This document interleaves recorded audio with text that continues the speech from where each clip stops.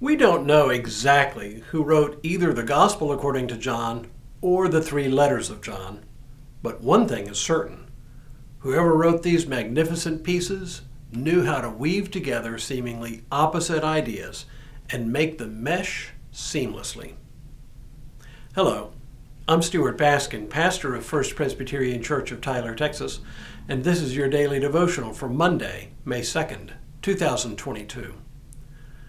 During major parts of Holy Week and Easter, we read from the Gospel according to John. On Maundy Thursday, we read that portion of the story of the Last Supper, where Jesus gave his disciples a new commandment, that they love one another. This theme is echoed and amplified in the letter 1 John. Who can forget the words in chapter 4, for example? Beloved, let us love one another, because love is from God. Whoever loves is born of God and knows God. Whoever does not love does not know God, for God is love. In both the Gospel and in this epistle, the writer speaks of love as a new commandment. But in today's reading from 1 John chapter 2, he hints that this is really not a new commandment at all, but a very ancient one.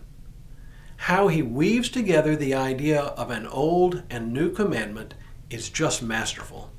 He writes, "Beloved, I am writing you no new commandment, but an old commandment that you have had from the beginning. The old commandment is the word that you have heard.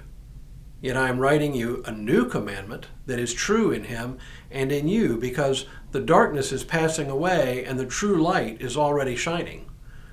Whoever says, 'I am in the light,' while hating a brother or sister, is still in darkness. Whoever loves a brother or sister lives in the light, and in such a person there is no cause for stumbling. But whoever hates another believer is in the darkness, walks in the darkness, and does not know the way to go, because the darkness has brought on blindness." What is new is old, and what is old is new once again. Here's how he weaves these elements together. When he speaks of the old commandment that we have had from the beginning, he brings in a very subtle allusion to Christ, whom the Gospel of John reminds us was in the very beginning. Remember what he says at the beginning of that Gospel? In the beginning was the Word, and the Word was with God, and the Word was God. This is the writer's way of saying that the new commandment we have in Jesus Christ is really an ancient commandment because it is from Christ, who already existed in the very beginning. The writer clearly knew that his audience already knew what this new old commandment was. In fact, in this passage, he doesn't even mention the commandment itself, but like us, his original hearers would have known instinctively that this is the commandment to love one another. It is the commandment Jesus gave to his disciples at the Last Supper. "I give you a new commandment," he said, "that you love one another. Just as I have loved you, you also should love one another. By this, everyone will know that you are my disciples if you have love for one another."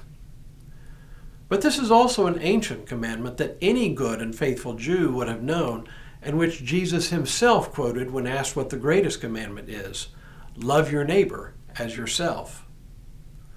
So in one sense, it really is an ancient commandment. What makes it new is how both Jesus and the writer of John apply it. This is no longer just sort of general love of all humankind.